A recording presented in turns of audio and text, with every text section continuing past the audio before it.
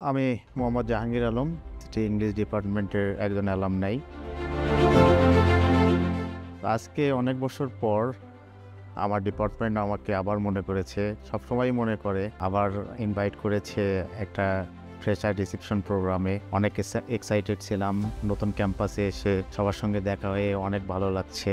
এখন অনেক সুন্দর একটা ক্যাম্পাস হয়েছে। আজকে আমি এই ক্যাম্পাসটা ঘুরলাম, অনেক সুন্দর। কিন্তু তখন আর এখনকার মধ্যে একটা জিনিস কমন আছে যে আমাদের শিক্ষকদের যে আন্তরিকতা, তখন থেকেই আমাদের শিক্ষকদের ডিপার্টমেন্টে যে একটা ছাত্র এবং শিক্ষকদের মধ্যে যে একটা আত্মিক বন্ধন, যেটা কিনা আজকে প্রায় এক যুগ পর ডিপার্টমেন্টে এসেও সেই জিনিসটা আমি ফিল করলাম।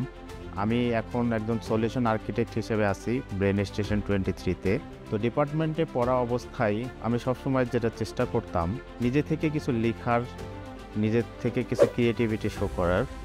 সেই অভ্যাসটা থেকেই আমি কন্টেন্ট ক্রিয়েশনের দিকে ঝুঁকে পড়ি। তো একজন ইংলিশ ডিপার্টমেন্টের ছাত্র হিসাবে আমি আসলে কন্টেন্ট ক্রিয়েশনের কাজগুলো খুঁজতে থাকি এবং আমি সুযোগ পেয়ে যাই। ছাত্র থাকা অবস্থাতেই আমি অনেক কন্টেন্ট ক্রিয়েশনের কাজ করি। এভাবেই আসলে আইটি ইন্ডাস্ট্রির প্রতি আমার একটা দুর্বলতা কাজ করে। আমাদের ডিপার্টমেন্টে আমাদেরকে অনেক বেশি অ্যাসাইনমেন্ট করতে হয়েছে, প্রেজেন্টেশন করতে হয়েছে এবং লিটারেচার এবং ল্যাঙ্গুয়েজ লার্নিং থেকে আমাদের অনেক বেশি স্কিল গ্রো করেছি। প্রেজেন্টেশন, ডিপার্টমেন্টের ড্রামা, এই জিনিসগুলো কমিউনিকেশন স্কিলকে অনেক বেশি বাড়িয়ে দিয়েছিল। একসময় আমিও স্টুডেন্ট ছিলাম। অনেক আশা স্বপ্ন নিয়ে এই বিশ্ববিদ্যালয়ে ভর্তি হয়েছিলাম। জীবনে অনেক ভালো কিছু করব।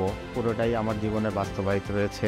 এখানকার অ্যাসাইনমেন্ট, পড়াশোনা, এখানকার এক্সট্রা, স্পেশালি আমি জোর দিব যে এক্সট্রা কারিকুলার অ্যাক্টিভিটিস যেগুলি আছে, সেগুলোতে সবাই বেশি বেশি করে ইনভলভ হয়ে এখানে সফট স্কিল, হার্ড স্কিল, সব ধরনের স্কিলগুলো ডেভেলপ করবেন এবং আপনারা এখান থেকে বের হয়ে যাওয়ার পরে আপনারাও একসময় সাকসেসফুল স্টোরিজ নিয়ে এসে পরবর্তী প্রজন্মের সামনে এসে শেয়ার করবেন আপনাদের অভিজ্ঞতাগুলো।